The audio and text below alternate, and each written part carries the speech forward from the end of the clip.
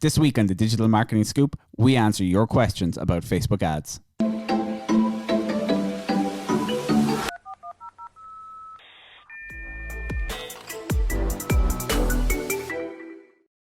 Hey everyone, welcome to this week's episode of the Digital Marketing Scoop. So last week, Pamela, you put out a post on Instagram stories, yeah, asking people questions, basically mostly around Facebook ads, wasn't it? Yeah, what they wanted to know, did they have any problems that we needed to answer?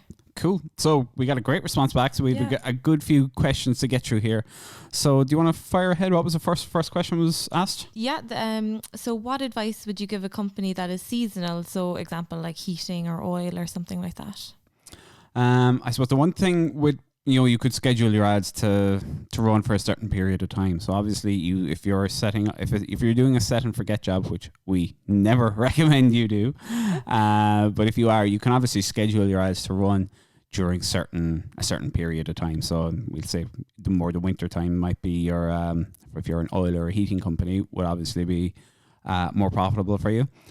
Also, in that instance, probably as well, is I would say to look at oil heating would be probably not city centre. So within your Facebook ads, you might just target the suburbs and more rural areas and exclude the city centre, because there's a good chance those people wouldn't have oil heating systems potentially. Yeah.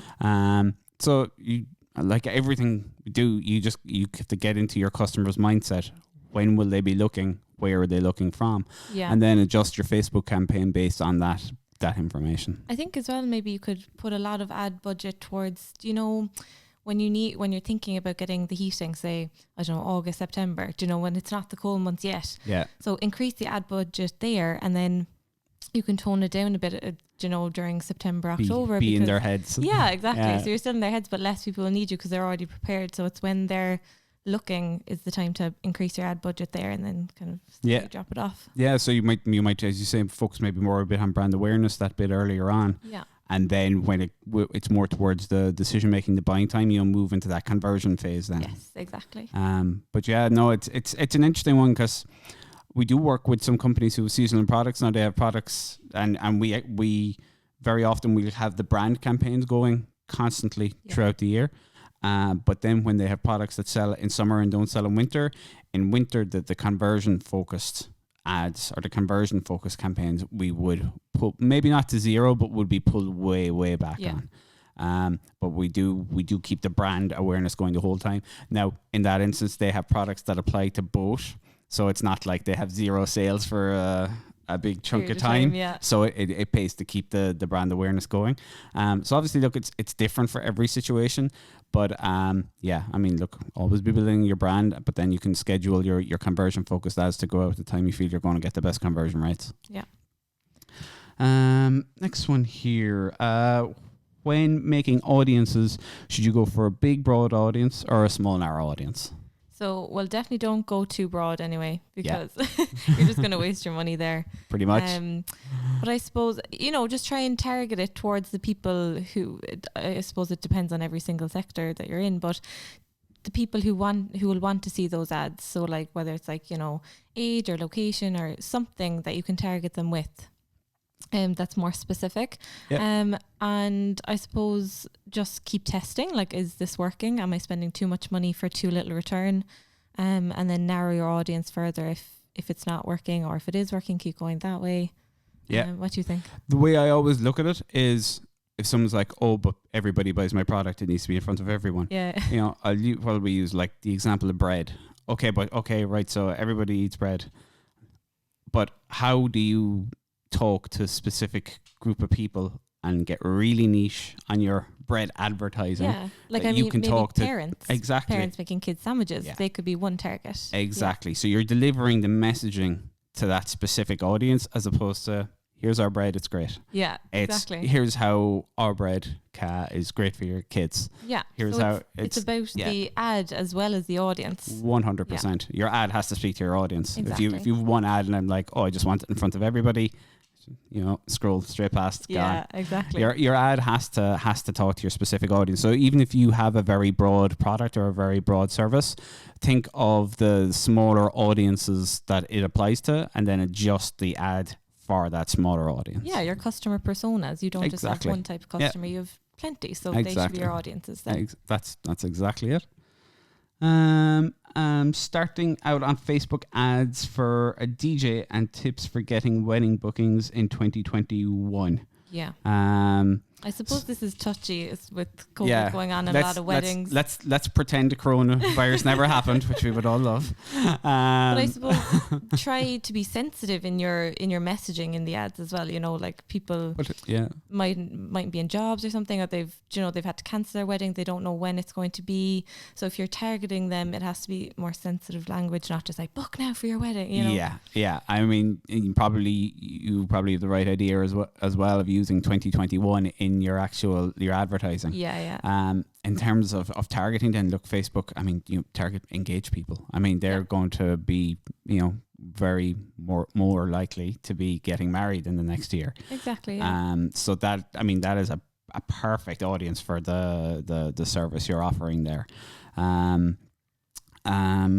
So like as you say, be, I suppose, thoughtful on your content and your language within the ads, and then get that in front of engaged people, because they're definitely going to be the right audience for you. And you could, I mean, if you wanted to go broader a small bit, you can just do a certain age demographic that you think would be getting engaged and married in the next few years as well. But yeah, absolutely, potentially. Or else, their friend might be helping you get the DJ, so you could target, so say a 26-year-old has a best friend who got engaged and she has a wedding next year, and then you see the ad and you're like, oh, I must tell my friend now that DJ will be available.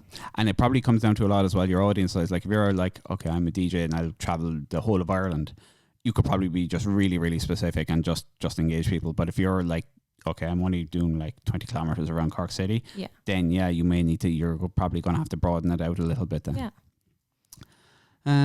So next one, this person's graphics, he's just having a question on his graphics because his logo is very text heavy, and as we know, Facebook doesn't like text heavy ads.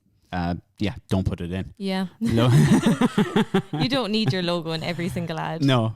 Because your profile is coming up anyway. And your messaging. And I always say as well, with if you're, anytime we do running tests and imagery with people in them, always generate a higher click-through rate. Well, not always, but the vast majority of the time generate a much higher click-through rate. You're going to get better engagement on your ad if you have an image. If it's a product or a service, it should be people using the product or service as opposed to a picture of the product. Yes. Obviously, there can be restrictions, and that would say, like, if you're using Facebook catalog ads and stuff like that. But if you're within you're using brand awareness ads or conversion ads in the feed, then I would say it's almost always better to try and have people in them or use video, have some sort of activity rather than a logo. No, because nobody cares. Exactly. Yeah. And you can make simple graphics on Canva. You can, there's all those photos, stock photos in there that you could use, and just put maybe a little small message, but not too much writing in it, and that'll do it. And even if you only have a few stills, you could play around on Veed.io with making some simple videos for your ads as well. So as with regards putting a logo in there, don't worry about it. I mean, let your product or service do the talking for the logo. So this one is on billing clients. So do our clients pay or do we pay? Our clients will pay. So get them set up in their own business manager with all their own account. Then they can assign access to us. But it's their ad account, it's their Facebook page, it's their business, so they would assign that to us then, but it's all done with their information. It's easier that way, I think. Absolutely. And the final one, I don't have a website or landing page. What campaigns can I run? Still loads. Absolutely loads. You're not restricted. I mean, I suppose the first thing is you don't have to send somebody somewhere. If you've a business, you can just be making them aware of it. You can be contacted by your phone or your email address. You can create lead generation forms, so you can collect their emails or phone numbers and just ring them directly. You don't need a website to collect those. Exactly, Facebook lead gen ads. And then in terms of post engagement ads, again there, you've a great picture of your product or service in action. You have the details of it. You have the your phone number and email on that ad as well. Now, saying that, look, there's lots of options out there to create free websites as well. Things like Wix or your Google My Business page. You can use Google Sites to create a very simple site as well. Yeah. So there's no real there's no real barrier to entry of getting something simple set up for yourself. Definitely. Yeah, exactly. But you don't need one to run ads on Facebook. Basically, there's also instant experiences. So if you click on the ad and then it brings you to something that looks like a website, but you're on the Facebook platform still. Yeah. And you can put in all your colors and pictures and everything, and it's just as good. Yeah. No, and it's a great way as well to get up and running fairly quickly. Yeah. So yeah, I think that was all the questions. If anybody has any other questions, just drop us an email, drop us a message on LinkedIn, or drop us a message on Instagram, and we'd be happy to go through them. I think maybe next week we might put out some questions maybe for people around Google Ads, and that might be our next episode. You'll have to tune in to find out. That's been this week's episode of the Digital Marketing Scoop.